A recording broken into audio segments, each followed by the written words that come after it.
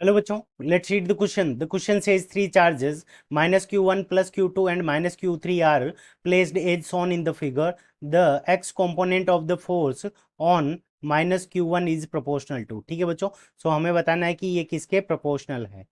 सो इस क्वेश्चन के अंदर हम क्या करेंगे की कंसेप्ट के अंदर. सो की कंसेप्ट, ठीक है बच्चों. सो की कंसेप्ट के अंदर हम क्या लगाएंगे कि जो कूलॉम्स फोर्स का जो हमारा फॉर्मूला है वो यूज़ करेंगे. सो एफ इज इक्वल्स टू के Q1 Q2. Q1 और Q2 दो चार्जेस हो जाएंगे divided by R square. R क्या है, उन दोनों के बीच की डिस्टेंस. तो ये कुलॉम फोर्स, इसको हम यूज करके इस क्वेश्चन को सोल्व करेंगे. ठीक है बच्चों. अब देखो, सबसे पहले हमें जो दोनों दे रखे हैं ये हमारा हो गया -Q1 और ये है +Q2. तो इन दोनों के बीच में जो फोर्स लगेगा, अब देखो इन दोनों के बीच में फोर्स ऑफ अट्रैक्शन लगेगा. तो पहले के ऊपर दूसरे के कारण जो फोर्स लग रहा है वो क्या हो जाएगा, F12. ठीक है बच्चों, ये आ गया F12. अब देखो ये यहाँ पे -Q3 है, ये -Q1 है. तो यहाँ पे इन दोनों के बीच में जो फोर्स लगेगा वो फोर्स ऑफ रिपल्सन लगेगा. ठीक है बच्चों, तो वो फोर्स ऑफ रिपल्सन हमारा क्या लगेगा, नीचे की तरफ लगेगा. तो ये क्या हो जाएगा, F13. ठीक है बच्चों, F13 ये हमारा फोर्स हो जाएगा. अब देखो यहाँ पे इन दोनों के बीच में जो एंगल बनेगा वो हमारा कितना बन जाएगा. सो यहाँ पे जो एंगल बनेगा वो हमारा कितना बन जाएगा, थीटा बन जाएगा. सो इसके दो कंपोनेंट लेंगे, तो एक कंपोनेंट हमारा इस तरफ लगेगा और दूसरा जो कंपोनेंट होगा वो हमारा क्या लगेगा, इस तरफ लगेगा. ठीक है बच्चों.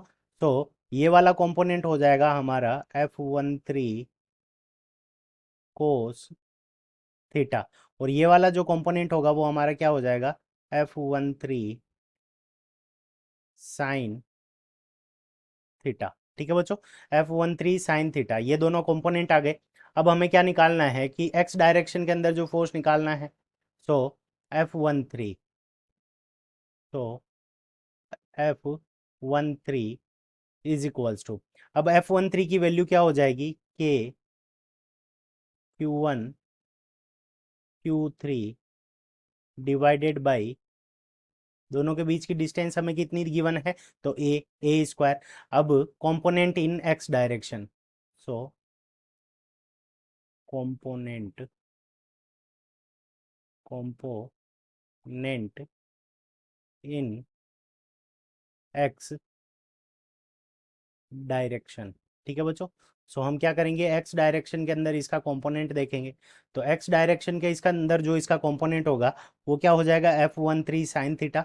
ठीक है बच्चों, so component in x direction, तो component of F13 in x direction is equals to, हमारा क्या हो जाएगा, F13 sine theta.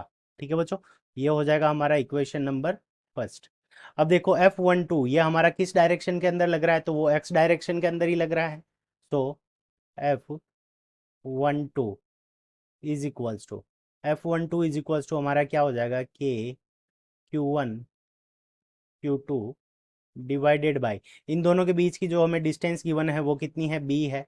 So divide के अंदर हमारा क्या हो जाएगा, बी स्क्वायर. ये हो गई हमारी इक्वेशन नंबर सेकंड. ठीक है बच्चों, अब हम क्या करेंगे कि total force in X direction. So total force in X direction, so F in X direction.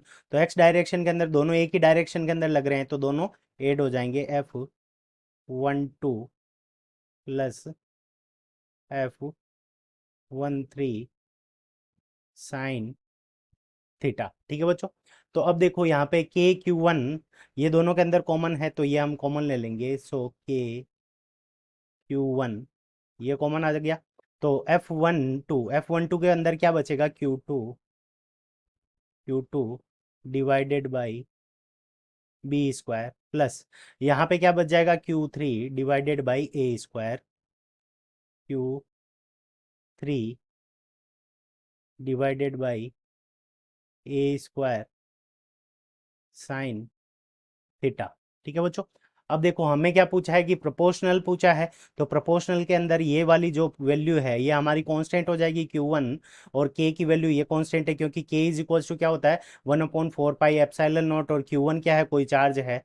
So F in X direction proportional to, तो प्रोपोर्शनल टू के अंदर हमारा क्या हो जाएगा, तो Q2 divided by B square plus Q3 divided by A square और sine theta. ठीक है बच्चों, तो यहाँ पे ये हमारा क्या आ जाएगा कि जो फोर्स होगा वो इस वैल्यू के ऊपर प्रोपोर्शनल होगा। ठीक है बच्चों, और हमें प्रोपोर्शनली पूछा है, तो अब हम देखते हैं कि ये हमें कौन सा ऑप्शन के अंदर गिवन है। सो ये हमें गिवन है ऑप्शन ऑप्शन सी के अंदर गिवन है Q2 अपॉन बी स्क्वायर और plus Q3 upon A square sine theta. So option 3 is the correct answer of this question. I hope you understood it well. Best of luck. Thank you.